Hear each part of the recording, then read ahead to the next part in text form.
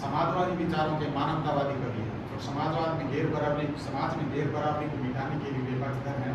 कवि होने के साथ साथ वे चिंतक भी हैं और उनके काव्य में हमें उनका कवि रूप दिखाई पड़ता है, गद्य में हमें उनका चिंतक रूप दिखाई पड़ता है। और इनके अंदर कुल 7 काव्य संग्रह प्रकाशित हो चुके हैं, जिसमें यह समय मामूली नहीं, उनका प्रथम काव्य संग्रह है जो 90 के दशक में लिखी गई होगी। सभी कविताएं हैं जो मानवीय सरोकारों से जुड़ी हुई। दूसरा काव्य संग्रह है उनका ईमानदार दुनिया के लिए, जिनमें नंद चतुर्वेदी सामाजिक व्यवस्थाओं पर तीव्र आक्रोश व्यक्त करते हैं। तीसरा काव्य संग्रह है वे स्वयं तो नहीं होंगे, जो नंद चतुर्वेदी की प्रगतिवादी कविताएं हैं। गा हमारी जिंदगी कुछ गा, जो 2011 में प्रकाशित हुआ, जो गांधीवाद से प्रभावित है और उनके ग्राम मुद्दे की कामना करती हुई नए मन का आह्वान करती है। आशा बलवंती है राजन इनकी काव्य का चरम शिखर है। और नंद चतुर्वेदी की इस संग्रह की कविताएं अपने आसपास के परिवेश की कविता का वे विषय तलाशते हैं, अपने गली, अपने मोहल्ले, अपने परिवेश की कविता का विषय तलाशते हुए उसे विराट रूप देते हैं और कहीं पुरानी मिथकों के सारे वर्तमान से भी वे इस संग्रह में जवाब तलाशते हैं। हम नई कविताएं लिखते हैं, ये हिमांशु पांडे द्वारा संपादित है और इनमें हिमांशु पांडे ने उनकी सभी कविता चुनिंदा कविताओं का एक संग्रह किया और हिमांशु पांडे मानते हैं कि वे इस संग्रह में उनकी सभी राजनीतिक सरोकारों से जुड़ी कविताएं हैं, जबकि मेरी दृष्टि से देखें तो वो सभी कविताएं सामाजिक सरोकारों से जुड़ी हुई। और गद्य साहित्य में यह हमारा समय है, इनका निबंध संग्रह है तो समय समय पर विभिन्न पत्र पत्रिकाओं में निकले गए जो आलेख है उन आलेखों को उन्हें सम्मिलित किया गया था। और जो बचा रहा इनका संस्मरणात्मक निबंध संग्रह है, जिसमें विभिन्न व्यक्तियों के साथ, साहित्यकारों के साथ, विचारकों के साथ जो उन्होंने समय व्यतीत किया, उन संस्मरणों को लेखों के रूप में उन्होंने संग्रहित किया। और अतीत राग ये पूर्णतः इनका संस्करण है, जिसमें उन्होंने अपने समान विचारधारा वाले साहित्यकारों, समाजवादियों के साथ बीते गए अतीत के दिनों को बड़ी भावुकता के साथ भी इन्होंने उद्घाटित किया है। और साहित्य की व्यापक चिंताएं, साक्षात्कार है, विभिन्न पत्रकारों को दिए गए साक्षात्कार, उनसे हुई बातचीत इस गद्य संग्रह में बुद्धिजीवियों के साथ जो भी संवाद हुआ, जो साक्षात्कार हुआ, वो इनमें सम्मिलित है। सब संसार की यायावरी नंद बाबू इन्हें आलोचनात्मक आलेख कहते हैं, लेकिन मेरी दृष्टि में ये विशुद्ध आलोचनाएं हैं। और नंद बाबू ने बुनियादी सरोकारों को लेकर इसमें कई प्रश्न उठाए हैं और इसमें जवाब की तलाश है। मीरा संचयन, मीरा पर जितने भी संपादन है उनमें नंद बाबू का ये सर्वश्रेष्ठ संपादन है, क्योंकि इसकी श्रेष्ठता इससे साबित हो जाती है कि राजस्थान लोक सेवा आयोग ये सब पढ़ा है, मेरा संपादन, हाँ, राजस्थान लोक सेवा आयोग जो और सब रचनाएं हैं आपके पास में? हाँ, सब मूल ग्रंथ हैं।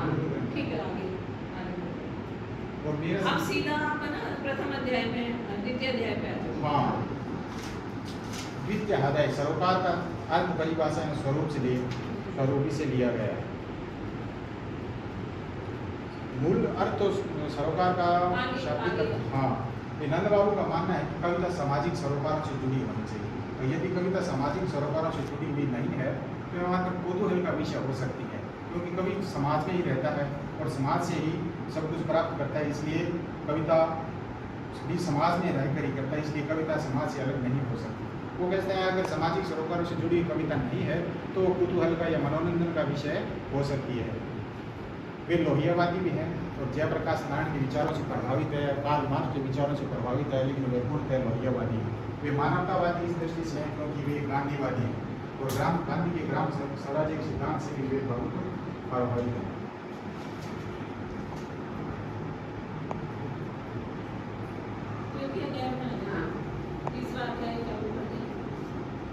तृतीय अध्याय नंद चतुर्वेदी की वैचारिक दृष्टि।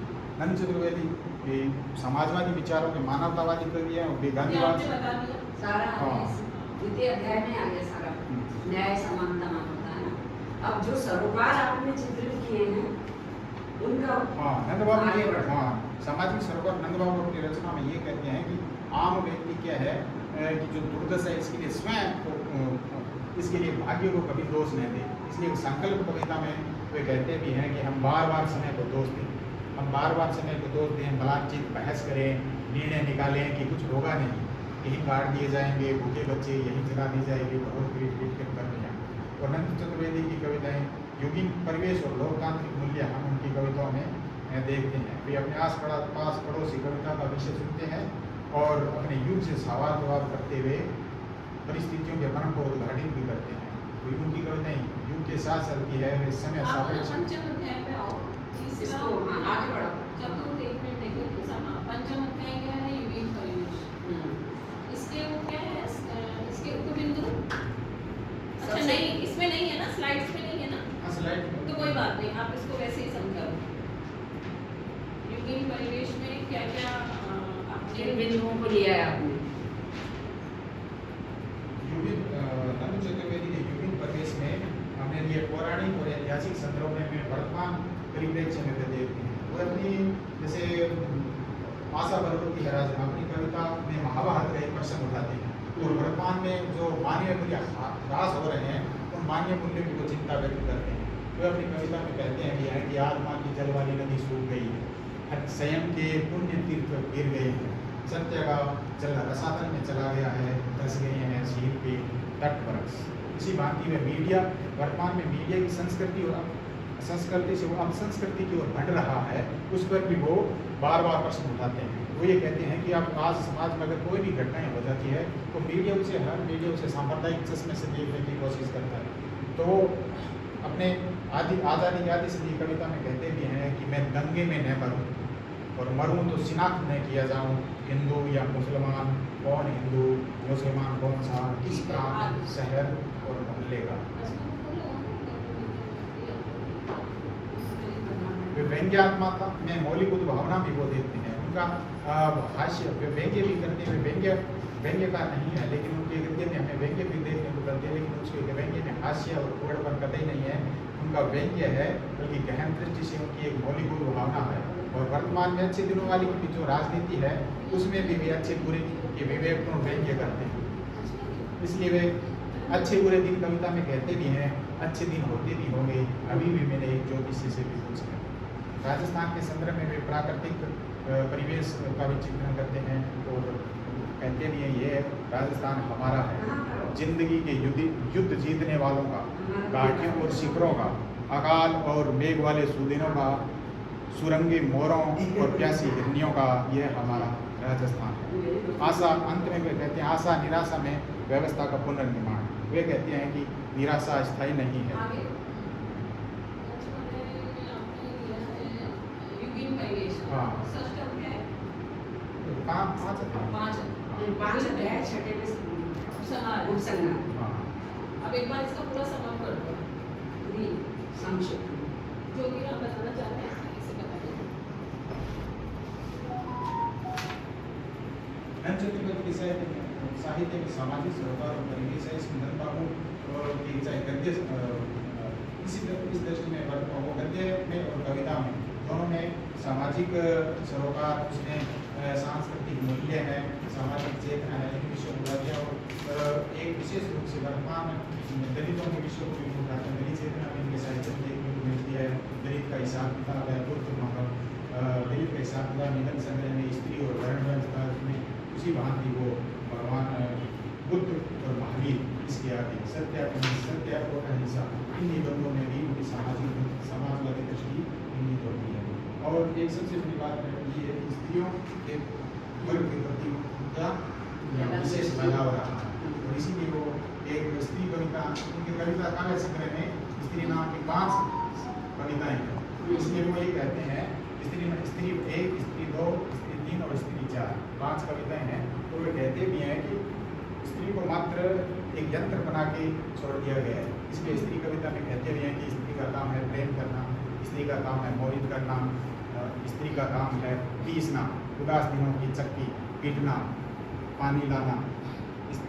सुबह हो गई स्त्री उठ जाओ, शाम हो गई स्त्री सो जाओ। स्त्री का काम है मोहित करना, स्त्री का काम है सेवा करना। उन्होंने कहा कि स्त्री पुरुष के लिए मात्र वरदान में देकर यंत्र बना दे, इसका उदाहरण तो अपने घर से भी देते हैं। ठीक है, बहुत बढ़िया। विषय तो तुम्हारा आपका बहुत ही अच्छा है, ठीक है ना। धन चतुर्वेदी के साहित्य में सामाजिक सरोकार और परिवेश और इस पर अधिक शोध करने की संभावना है और शोध कार्य होना भी चाहिए। हमारे राजस्थान के एक चीज प्रतिष्ठित साहित्यकारों की श्रेणी में धन चतुर्वेदी जी का नाम लिया जाता है। आप मुझे बताओ, जब आप ये पूरा काम कर रहे थे, अपना अध्ययन कर रहे थे, तो अपने कौन कौन से साहित्यकार हैं जिन्होंने उनके बारे में लिखा है और आपने उनको इसमें कोट भी किया है? हाँ, इसमें मैडम क्या है कि माधव वाड़ा ने भी लिखा है, और जैसे हमारे बीकानेर के साहित्यकार हैं डॉक्टर मदन गोपाल लड्ढा, उन्होंने भी नंद चतुर्वेदी के ऊपर लिखा है, और डॉक्टर नवनीत प्रिया शर्मा है, डॉक्टर नवनीत प्रिया शर्मा है मैडम, उनके भी आलेख समय समय पर उनके ऊपर प्रकाशित होते हैं। किसने लिखा? डॉक्टर नवनीत प्रिया शर्मा के आलेख भी लिखते हैं। और माधव वाड़ा में लिखा, और इनका एक बनास नाम से इनका संपादक है बनास से निकल के किनका? डॉक्टर पल्लव ने भी लिखा है। पल्लव। मंजू चतुर्वेदी की पुत्री है, उनके भी उनके आलेख आए हैं, और अनुराग चतुर्वेदी जी ने भी इनके ऊपर लिखा है। अभी इनके 4 वॉल्यूम प्रकाशित होंगे। अरुण चतुर्वेदी जी ने भी? अरुण चतुर्वेदी कौन है अरुण चतुर्वेदी जी? इनके क्या लगते हैं? वो मैडम बात भी हुई थी मेरी उनसे, वो अमेरिका में भी रहते हैं, एक सत्या डॉट कॉम हिंदी का चैनल है उसमें, अरुण और उनके बेटे हैं। हैं? बेटे हैं। बेटे हैं अरुण और अनुराग। हाँ, अनुराग। मंजू चतुर्वेदी जी उनकी बेटी है, ये। और उन्हीं से तो साहित्य लिया, हाँ, संपर्क किया मैंने। एक और है जिसका आपने कोट किया है साहित्यकार, आप और बताओ भूल गए तो। हाँ, साहित्यकार। कोई नहीं, याद आ जाएगा। पल्लव ने लिखा ही है, हाँ, माधव वाड़ा जी का आपने नाम लिया, हिमांशु पांड्या जी ने। हिमांशु पंड्या है, नवनीत प्रिया है, हाँ, हेतु भारद्वाज जी। हाँ, हेतु भारद्वाज जी। हाँ, वो तो आपने ये इनकी कोट जो किया। उत्सव का तरीका जिन समय है ना, वो इनकी नवल किशोर जी। हाँ, नवल किशोर जी ने लिखा है। है ना, तो ये साहित्यकार है, साहित्यकार की श्रेणी में है, और ऐसे साहित्यकार अगर नंद बाबू के लिए लिख रहे हैं तो इनके साहित्य में जो सृजनात्मकता है वो बहुआयामी तो है और उल्लेखनीय भी है। सबसे बड़ी बात ये है कि मैडम मैंने जब रिसर्च किया तो जो अपना कोटा का सबसे बड़ा कॉलेज था ना, राजकीय महाविद्यालय कोटा, इसी नाम से था, और वो यहाँ के मैंने फिर वहाँ लाइब्रेरी में देखा, उनका साहित्य मुझे मिला भी नहीं, और उनका कोई तस्वीर भी नहीं, स्टोरेज में पड़े हुए हैं कोटा कॉलेज में 1942 में हिंदी से एमए नहीं किया था। जब झालावाड़ में जन्म हुआ अच्छा, तो मैं- उससे प्रकाश है। हाँ। अपना विषय भी सामाजिक सरोकार है ना। इस विषय की दृष्टि से अब हम जब आलोचनात्मक पद्धतियों पर विधियों पे बात करते हैं ना, तो एक जो दृष्टि आती है ना, वो आती है एक समाजशास्त्रीय दृष्टि, है ना, जो एक शोध का विषय भी है और एक शोध पद्धति भी है। अब जब समाजशास्त्रीय दृष्टि की हम बात करते हैं तो उसमें 3 बिंदु हम लेते हैं। पहला हम लेते हैं साहित्य समाज का दर्पण, दूसरा लेते हैं साहित्य समाज की समीक्षा है, और तीसरा हम लेते हैं साहित्य समाज के प्रति विद्रोह है ना, और चौथा लेते हैं साहित्य समाज से अलगाव, है ना। तो ये तो हम ना मान नहीं सकते कि साहित्य समाज से अलगाव की प्रवृत्ति देता है ना। ये एक दौर था स्वतंत्रतावाद और छायावाद के बीच में कह दिया गया था, जबकि छायावादी रचनाएं भी समाज से अलगाव नहीं करती है ना। ले चल मुझे बुलावा देकर, है ना, मेरे नाविक धीरे धीरे, तो उसमें ये मान लिया गया था कि छायावादी कभी अपनी अलग दुनिया में पलायन कर। समाज हाँ। तो जब समाजशास्त्रीय दृष्टि से हम नंद बाबू के साहित्य की समीक्षा करें कि साहित्य समाज का दर्पण भी है, साहित्य समाज की समीक्षा भी है, और साहित्य समाज के प्रति विद्रोह भी है, तो इन 3 बिंदुओं को आप किस तरह से नंद बाबू के साहित्य में देखोगे? ये आपके पूरे शोध का सारांश भी हो जाएगा, है ना, कि किस तरह से उन्होंने समाज को दर्पण की तरह भी लिया है, समीक्षा के रूप में भी लिया है, और आगे आसान कर देते हो, और समाज के प्रति उसको विद्रोह, एक प्रतिबद्धता जो है ना, समाज की जितनी भी नकारात्मकता है उसके प्रति वो प्रतिबद्ध हो गए हैं ना, उसका विरोध करने के लिए। वो कोई सी भी रचना, कोई भी किस तरह से उन्होंने अपने साहित्य में लिखा है। जैसे नंद बाबू साहित्य को बार बार वो ये कहते हैं कि मैं वर्तमान में समाजवाद का जो स्वरूप है फीका होता जा रहा है, लेकिन उससे मैं कतई चिंतित नहीं हूँ, लेकिन ये कभी कलाम नहीं होने वाला। और वे बार बार ये भी कहते हैं कि समाजवाद भी एक ऐसी धारा, समाजवाद की बात ही नहीं कर रही है, तो सीधा बात कर रही हूँ कि समाज का दर्पण, समाज की समीक्षा और समाज के प्रति विद्रोह। तो उनकी ऐसी कौन सी कविताएं हैं जो सामाजिक कुरीतियां हैं, विरोधाभास है, उस पर प्रकाश करती है, व्यक्त करती है, समाज के प्रति आज़ादी को, उनका विद्रोह है, वो हाँ। सकारात्मक है या नकारात्मक है, क्या शिक्षा देता है? जैसे मैडम आज़ादी की आधी सदी कविता है, और उस कविता में वे कहते भी हैं कि जो स्वतंत्र वहाँ बता रहे हो, मैंने अपनी दृष्टि दे दी उसे, वो समझा नहीं है ना। उसमें वो ये कविता में ये भी कहते हैं कि भी आज़ादी की आधी सदी बीत गई, लेकिन हमसे जो वादे किए गए थे 7 पूरा होने के बाद वो चीज़ें हमें नहीं मिल रही है। ऐसा लग रहा है कि वो हमारा अधिकार है, लेकिन वो अधिकार में देखिए हमें वो अच्छा, कविता के अलावा गद्य में से ऐसे उदाहरण है आपके पास? गद्य में जैसे मैडम वो शिक्षा के कुछ एक मुद्दे हैं, उन मुद्दों को लेकर उन्होंने कहा था कि भारत जब देश शिक्षा से संबंधित हाँ, जो शिक्षा मुद्दे के कुछ हैं एक मुद्दे हैं, शिक्षा के कुछ एक वो मुद्दे उनकी किस पुस्तक में है, मतलब कौन सी किताब में है? वो जो बता रहा हूँ मैं निबंध संग्रह है उसमें। निबंध संग्रह। हाँ, निबंध उसमें संग्रह कितने निबंध है? उसमें मैडम निबंध कुछ तो संख्या की दृष्टि से मैडम दिया आपने। मैं इसलिए पूछ रही हूँ, मैं इस पर भी बाद में बात करूँगी आपसे, अच्छा अच्छा। है ना? इसलिए मेरे को ध्यान आया। तो और बताओ आगे। शिक्षा के कुछ एक मुद्दे हैं, उस मुद्दे में उन्होंने कहा कि देश जब आज़ाद हुआ तो अमेरिका वर्तमान शिक्षा प्रणाली को वो बदलने के ऊपर बल देते हैं। वो कह रहे हैं कि वर्तमान की शिक्षा प्रणाली है वो हमें एक व्यवसाय तो हो सकते दे सकती है, लेकिन भारतीयता को भारतीय नहीं बने रहने दे सकती।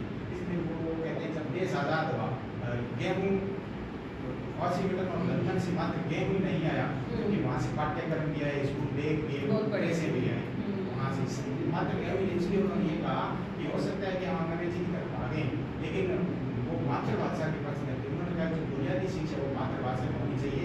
जो पाठ्यक्रम है वो पाठ्यक्रम में भी वो बदलाव किए है, क्योंकि वर्तमान का जो पाठ्यक्रम है भारतीय को भारतीयता से दूर लेके जा रहा है। क्योंकि अमेरिका के मात्र वो कह रहे हैं कि गेहूँ के साथ साथ पाठ्यक्रम भी आया, वो पुस्तकें भी आई और वहाँ के जो यूनिफॉर्म ड्रेस है सभी आई, क्योंकि उनका काम था कि अपना पाठ्यक्रम होगा जो हमें भारतीयता से दूर लेके जाता है। हेलो, बस ठीक है। तो अंत में एक अंतिम प्रश्न है जो बहुत ही सामान्य है और सभी पूछते हैं कि आपका ये जो शोध कार्य है इसका उद्देश्य क्या है, मतलब, और दूसरा ये है कि इसकी क्या मौलिकता है और आपका क्या इसमें नवीन काम है। तो नवीन काम तो आपने बता दिया, और आप क्यों करना चाह रहे थे ये काम इस विषय पर? हाँ, इस विषय पर ये पहले नंद बाबू के मैडम एक उनका राजस्थान से है। जब हम इनका एक बनास नाम का संपादन आप उसमें मैंने आगे पढ़ा बल्लभ जी का, उसमें एक और करते एक बात देते हैं कि हम उत्तर प्रदेश को हिंदी की मंडी नहीं करने देना। बहुत बढ़िया, मुझे आ गया, मिल गया आंसर, है ना? तो ये बहुत ही अच्छी बात है। आपके लिए, इसके लिए आपको, मतलब मैडम को तो साधुवाद होना चाहिए, आपके लिए भी तालियां होनी चाहिए, क्योंकि आपने एक राजस्थान के साहित्यकार नंद बाबू पर काम किया है। तो ये हम सबके लिए बड़ी गौरव की बात है ये, है ना? तो ठीक है। अच्छा, होता क्या है जब आप शोध करते हो ना, तो शोध क्या होता है? तथ्य में विहित सत्य को खोज करने की प्रक्रिया का नाम शोध होता है।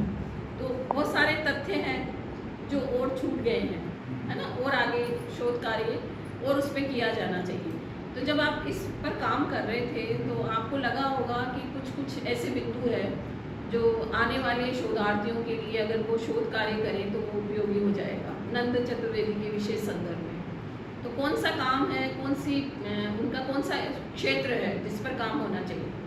स्त्री विमर्श को लेकर अच्छा, काम किया जा सकता है। अच्छी स्त्री को लेकर, क्योंकि अच्छा शोध प्रबंध वही है जो रिसर्च गैप छोड़ देता है, क्योंकि ये आपकी अंतिम परिणति नहीं है ना, ये समाप्ति नहीं है, इसके आगे और शोध होगी अभी। क्योंकि मैडम क्या स्त्री का मैंने एक ही बिंदु लिया है कि स्त्री विमर्श को लेकर नंद बाबू के ऊपर आराम से शोध किया जा सकता है, क्योंकि गद्य में उन्होंने स्त्री को विशेष रूप से लगा हुआ है। अब नोट कर लेना मैम, है ना? तो ठीक रहेगा आगे, मेरे लिए भी अच्छी बात है।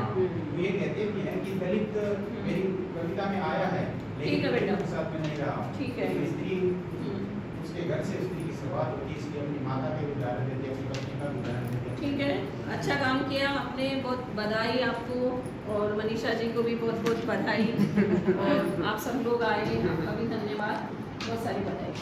मैडम आभार कि आप इतनी मुझसे मकबरा लेने के लिए आए, समय निकाला, इसलिए आपका बहुत बहुत आभार है। और मेरे जो शोध उद्देश्य हैं मैडम उनका भी बहुत बहुत आभार, क्योंकि उन्होंने देखा कि जो शोध उद्देश्य होते हैं वो नहीं करते, और मेरा जो शोध है 3-3.5 वर्ष में पूर्ण हो गया, क्योंकि मैंने बार हाँ, नहीं, अच्छा। करते रहा। अच्छा, मैडम आपकी तारीफ भी करती है। आभार। चलिए, मैं आपका भी बहुत बहुत आभार, और मेरे मित्र मैडम संजय जी इनका भी माध्यम रहे ये पूरा, इन दोनों का साथ साथ ही रजिस्ट्रेशन। अब आप ऐसे बंद करवा दें, चलो वाचन कर लेते हैं।